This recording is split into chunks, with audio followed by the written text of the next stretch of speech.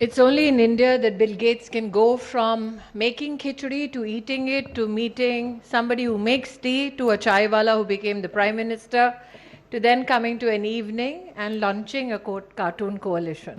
मेरे को बिल्कुल पता नहीं था। मैं तो समझा था ये फॉरेन कंट्री के बंदे हैं, इनको चाय पिलाना चाहिए, तो मैंने चाय पिलाया। कैसा अनुभव रहा? उन्होंने चाय पीने के बाद क्या कहा आपसे? वाह बोले, डॉली की चाय। 1 shot, please.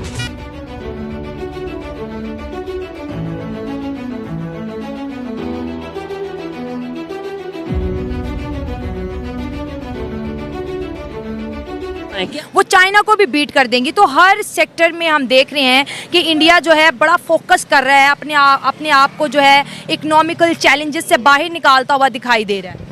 अब एक अपना टाटा एयर बस के साथ उन्होंने मिलके एक प्रोजेक्ट स्टार्ट किया है। अब वो अपना C295 एयरक्राफ्ट बनाने जा रहे हैं। तो क्या समझते हैं आप, इंडिया इतनी तेजी से डेवलपमेंट की तरफ जा रहा है, क्या कहेंगे? IMF क्यों दे रहा है आपको पैसे? IMF इसलिए दे रहा है कि आप यूक्रेन को असला देंगे। आप अमेरिका के साथ आपने डील बनाई है कि आपके उनके पास और रशियन पुरानी चीज, उनके पास मशीनरी है और आपके पास उनके गोले मौजूद हैं उन चीजों की। इंडिया की बात करें, वो टेक्नोलॉजी में बहुत आगे। हम तो कुर्सी की बात कर रहे हैं, वो अपने जो से ना टेक्नोलॉजी में इतना आगे निकल चुके हैं कि ये गाड़ियों शाड़ियों को छोड़ के वो आगे डिफेंस सिस्टम की जो डिफेंस टेक्नोलॉजी है वो खुद अपना क्रिएट कर रहे हैं, खुद बना रहे हैं। इवन आगे सोच रहे हैं कि दुनिया के लिए बनाएं। अब इंडिया भी ऐसे ही जा रहा है, ठीक है। इंडिया भी अब यही कर रहा है कि अब मेड इन इंडिया हर चीज़ कर रहा है। जब मेड इन इंडिया करेगा तो ऑब्वियसली उसकी इकॉनमी बेटर होगी और उनको अच्छा खासा एक रेवेन्यू जनरेट होगा। आपकी अच्छी एफर्ट्स हैं और वो बड़े कंसर्न हैं और बड़े प्रोग्रेसिव हैं। दो कि एक एलिमेंट आप जो नेशनलिस्ट होने का एलिमेंट है वो सेपरेट रखें। तो वो रिश्तेदार हैं आपके, आपका क्या ख्याल है? IMF वाले आपके कजन है, वो आपके फूफी के लड़के हैं, वो आपके। आप बेचते हैं चीजें, वो खरीदते हैं, वो खरीदार है, वो तो अपने इंटरेस्ट में बातें करते हैं। बड़ा मसला ये है कि हमारे मुल्क में लोगों की भूख ही नहीं पूरी हो रही। हमारे लोग, हर बंदा पैसे के पीछे और पैसा किसी के पास भी नहीं है। और अगर उनकी गवर्नमेंट उनके साथ है और वो स्ट्रॉन्ग है तो डेफिनेटली वो कर लेंगे। अगर पहले भी। नमस्कार दोस्तों, जैसा कि हम सब जानते हैं, अभी जो है बिल गेट्स इंडिया आए हुए हैं और भारत के दौरे के दौरान वो एक चाय वाले के पास गए, जिसके पास उन्होंने इंग्लिश में जाकर 1 कप टी प्लीज़ बोला। और ये जो वीडियो है अब काफ़ी वायरल हो रहा है, इंडिया में बहुत ज़्यादा वायरल हो रहा है, जिसे देखकर लोगों ने भी बहुत ज़्यादा तारीफ़ की। और बिल गेट्स ने भी इस चाय की तारीफ़ की और चाय वाले को भी फेमस तो कर ही दिया, साथ ही उस चाय वाले की भी बहुत तारीफ़ की, इंडिया की तारीफ़ की कि जो इंडिया है वो इतना ज़्यादा अपनापन रखता है, बाहर से आने वाले देशों में इतना ज़्यादा अपनापन रखता है कि जो पूरा देश है एक फैमिली की तरह वाइब करता है। और उन्होंने ये भी कहा कि मैं दोबारा ज़रूर आऊँगा और मेरे को बहुत ज़्यादा अच्छा लगा भारत आकर, और भारत में जितना भी मुझे जो एक्सपीरियंस है वो बहुत ही ज़्यादा अच्छा है, तो मैं दोबारा जल्दी आऊँगा। तो इसी से पता चलता है कि हम भारतीय कितने अच्छे से अपने जो अतिथि हैं उनका स्वागत करते हैं और अपने जो स्वभाव है हमारा, उससे हम सब लोगों का दिल जीत लेते हैं, जिसकी वजह से आज हम देश विदेशों में भारत और भारतीय सभी ज़्यादा आँखों में चढ़ जाते हैं और सभी को बहुत ज़्यादा पसंद आते हैं। तो चलिए देखते हैं क्या रिएक्शन है इस पे पाक मीडिया का और चलते हैं पाक मीडिया की ओर। अब मैं अब क्या कहूँ, ये मैंने कल पता चला है। IMF क्यों दे रहा है आपको पैसे? IMF इसलिए दे रहा है कि आप यूक्रेन को असला देंगे। आप अमेरिका के साथ आपने डील बनाई है कि आपके उनके पास और रशियन पुरानी चीज, उनके पास मशीनरी है और आपके पास उनके गोले मौजूद हैं उन चीजों की। वो आप उनको असला देंगे, उसके ट्रेड में आप IMF से पैसे वो आपको दे रहा है। वो रिश्तेदार हैं आपके, आपका क्या ख्याल है? IMF वाले आपके कजन है, वो आपके फूफी के लड़के हैं, वो आपके। आप बेचते हैं चीजें, वो खरीदते हैं, वो खरीदार है, वो तो अपने इंटरेस्ट में बातें करते हैं। ये कल की खबर चल चुकी है, ये पहले ही उड़ रही है खबर इंटरनेशनल लेवल पे कि आप यूक्रेन को असला देंगे और उन्होंने आपको IMF के पैसे दे दिए।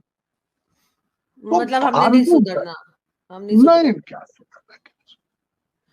देखिए जी, थैंक यू। मैं लेकिन यही आरजू अगली दफा नहीं, थैंक यू सो मच आरजू मेरे तो फिर टुकड़े जो है कम नहीं होते, फिर वो तो चलते ही रहते हैं। लेकिन मैं इंदौर में हूँ कल तक इंशाल्लाह, तो मैं उसके बाद मेरा प्रोग्राम है अमृतसर और चंडीगढ़ जाने का। तो इंशाल्लाह मैं जहां भी जाऊंगा वहां से आप अपने देखने वालों से मोहब्बतों का इजहार करते रहेंगे।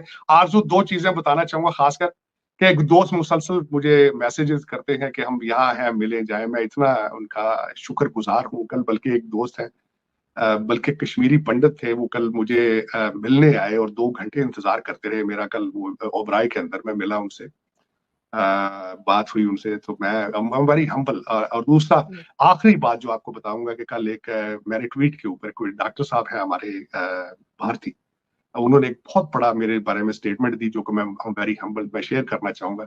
उन्होंने कहा कि इस दौर के अंदर कि अगर महात्मा बुद्ध जो थे, जो लॉर्ड बुद्ध थे, अगर किसी मुसलमान फैमिली में पैदा होते तो वो साजिद तारण होना था। तो मैं समझता हूँ मेरे लिए बहुत बड़ी डिग्री, बहुत बड़ा एहसान, क्योंकि और उसकी वाकई ही बात ठीक है कि आरज़ू में हर मजहब का एहतराम करता हूँ, हर इंसान का एहतराम करता हूँ, और मेरे मैसेज में सिर्फ प्यार के अलावा कुछ भी नहीं होगा। और मैं बिलीव करता हूँ कि if as a living human, if you don't have any ability to love each other, then you are not a decent human. You are not a decent. मेरे लिए बहुत बड़ी बात है। मैं उनका शुक्रगुजार हूँ। उनका भारत ने जितना प्यार दिया है मैं उसका शुक्रगुजार हूँ। और मैं जहाँ जाता हूँ भारत के लिए भी दुआ करता हूँ, पाकिस्तान के लिए भी दुआ करता हूँ, सारी ह्यूमैनिटी के लिए दुआ करता हूँ। जहाँ जहाँ क्राइसिस है, जो लोग बीमार हैं उनके लिए दुआ करता हूँ। मेरी दुआ के अंदर कभी और खासकर मेरे कई मेरे जो मुसलमान भाई हैं वो भी मुझे बड़ा कई क्रिटिसाइज करते हैं, तो उनके लिए अर्ज ये है, मैंने कहीं बहुत अरसा पहले पढ़ा था कि जो किसी के लिए दुआ करता है उसको अपने लिए दुआ करने की जरूरत नहीं। बिल्कुल। और मैं मुसलसल आरजू सारी दुनिया के लिए दुआ करता हूँ जहाँ जाता हूँ। मेरी दुआ के अंदर कभी ना पैसा हुआ है ना लालच हुई है कभी, और मैं इन चीजों पर बिलीव भी नहीं करता। और मैं समझता हूँ, मैं कल कैनेड प्लेस किया था न्यू दिल्ली में और मुझे वहाँ 3-4 लोग। तो आजकल इतने दोस्तों, अगर वीडियो पसंद आई तो लाइक और सब्सक्राइब करना ना भूलें। तो मिलते हैं अगले वीडियो में। जय हिंद, जय भारत। और ये बात हो रही थी कि अभिनंदन की अगर बात करें तो वो पाकिस्तान आए और फिर बाइज्जत उन्हें वापस भेजना पड़ा पाकिस्तान को। क्या कहना चाहेंगे? हमारी आफिया सिद्दीकी जब दुनिया के किसी कंट्री में जाती है, हमारा कोई भी लीडर उन्हें वापस नहीं ला पाता।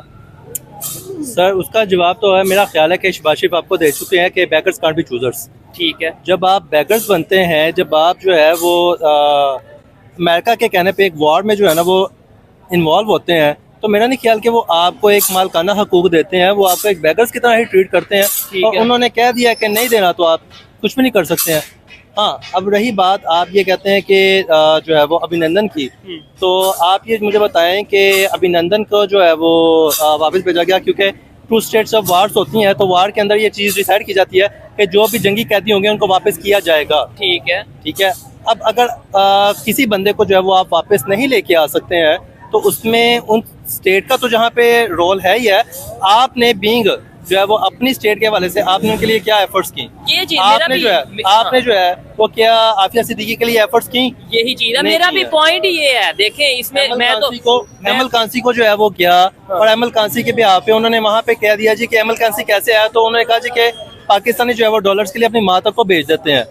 अब मुझे बात बताएं, उस स्टेट में जब आप यहाँ पे अपने लोगों को पकड़ के, आप भी पाकिस्तानी है, मैं भी पाकिस्तानी हूँ, तो सर मैं पाकिस्तानी हूँ, लेकिन देखिए मेरी बात सुनो, लेकिन देखिए मेरी बात, आम पाकिस्तानी और आम पाकिस्तानी है, जर्नैलों में, जजों में और बैरोक्रेट्स में, और हमें जमीन आसमान का फर्क है। ठीक है, हम लोग रहे हैं उनकी। अच्छा, अभी आज ही इंडिया के जो प्राइम मिनिस्टर हैं वो स्पीच कर रहे थे और उन्होंने बात की कि भाई जो था जिनेवा कन्वेंशन की, तो उन्होंने जिक्र नहीं किया, लेकिन उन्होंने बोला कि मैं हमेशा दुनिया के किसी भी कंट्री में अगर इंडियन की कोई मुश्किल होती है तो हम वहाँ पे पहुँचते हैं, चाहे कतर के हो। कतर ने फांसी की सजा सुनाई उनके 8 एक्स नेवी ऑफिसर्स को, वो वापस लेकर आए, बाइज्जत वापस लेकर आए, यहाँ से अभिनंदन वापस गए। इसके अलावा श्रीलंका में तकरीबन 3 से 4-5 के करीब जो से उनके इंडियन मछेरे थे उन्हें फांसी की सजा, वो वापस आ गए। उन्होंने बड़ा फख्र से ये बोला कि भाई पूरी दुनिया में जहाँ पे भी इंडियन जाते हैं, मुश्किल में हो हम उनकी हेल्प करते हैं। मेरा सवाल ये है, वो लोग हेल्प करते हैं, अच्छी बात है, अपने कंट्री के लिए करते हैं, हम लोग क्यों नहीं कर पाते? सर हमें जो है ना वो अपनी आवाम की पतलूनें उतारने से फुर्सत मिले तो हम लोग जो है वो इस चीज़ को देखें ना। मुझे बताएं कि इमरान खान ने जो है जब एक कन्वेंशन के दौरान में और एक जो है वो मजलिस के दौरान में सऊदी अरब के जो प्रिंस हैं उनसे मुतालबा किया था, बल्कि उनसे रिक्वेस्ट की थी कि आप कैदियों को जो है वो काइंडली, वो मेरे दिल के बड़ा करीब है, वो जब यहाँ से जाते हैं और जाके जो है वो वहाँ पे मजदूरी करते हैं, उनसे कोई गलती गुस्ताही हो जाती है तो आप माफ़ करें और उनको वापस भेज दें। उनके पिछले जो है वो इस चीज़ को देख रहे हैं। देखें, हर स्टेट की जो है ना, हर स्टेट के जो एक पर्सन है, वज़ीर आज़म है, उसकी कुछ रिस्पॉन्सिबिलिटीज होती हैं। और उसका पाकिस्तान में आज तक बेसिकली पता ही नहीं है कि वजीर आजम का काम क्या है। हम ये कहते हैं कि जिसने जो है ना वो रोड्स बना दी वो वजीर आजम है, पुल बना दिए वो वजीर आजम है। वो वजीर आजम का काम ही नहीं है, वो बल्दिया का काम है, वो बल्दिया को करने दें। वजीर आजम का जो काम है, जो लॉ एंड ऑर्डर को उसने देखना है, जो उसने वजीर खारजा जो पॉलिसी उसने बनानी है, ठीक है, वो उसका काम है। इंटरनेशनल लेवल पे अपना इमेज बेहतर करना, ये बात बड़ी फैक्ट वाली उन्होंने की है कि भाई वो कंट्रीज अगर जाते हैं, आगे जा रहे हैं, उनके रिलेशन बेहतर है, उनकी बात मानी जाती है, तो उसमें उनके प्राइम मिनिस्टर का बड़ा रोल है। आपको क्या लगता है आज इंडिया के प्राइम मिनिस्टर इस्लामिक कंट्रीज हो या दूसरे कोई भी कंट्रीज हो, उनके साथ अपने रिलेशन बेहतर करके बैठे हुए हैं? और उन्होंने बड़े आज स्पीच में ये बोला है प्रॉपर कि भाई हमने पाकिस्तान से, चाहे अभिनंदन हो, चाहे पाकिस्तान में मछेरे जो हमारे इंडिया के जाते हैं, उन्हें हम ना सिर्फ वापस लाते हैं और हम इसके ऊपर अपना बड़ा काम करते हैं। सर वो उसके लिए स्टैंड लेते हैं, ठीक है, जिन्होंने स्टैंड लिया है। आज आपने उनको जो खुडे लाइन लगाया हुआ है, पंजाबी में वो कहते हैं खुडे लाइन लगाना, उनको आपने जो है ना वो जेलों में बंद किया हुआ है। तो यही तो आप पाकिस्तान की तारीख उठा कर देख लें, जिन्होंने पाकिस्तान के लिए कुछ एफर्ट्स की हैं, आपने उनको जो है ना वो यहाँ तो सफाई हस्ती से मिटा दिया है, यहाँ उनको जेलों में बंद कर दिया। जुल्फिकार अली भुट्टो का जो है मुझे बताएं 109 में उसको फांसी दे दी गई। क्या किया उसने भी बेसिकली जो है वो OIC का इजलास बनाने की कोशिश कर ली कि जो है वो मैं अमेरिका की गुलामी से बाहर निकलूं। जब भी पाकिस्तान में कोई ऐसा लीडर आता है, आप जाहिर बात है उसको साइडलाइन कर देते हैं। आज OIC की क्या वैल्यू है वैसे? अगर ये एक मैं सवाल करूं, मुझे तो नहीं लगता OIC कोई वैल्यू है OIC की एज सच।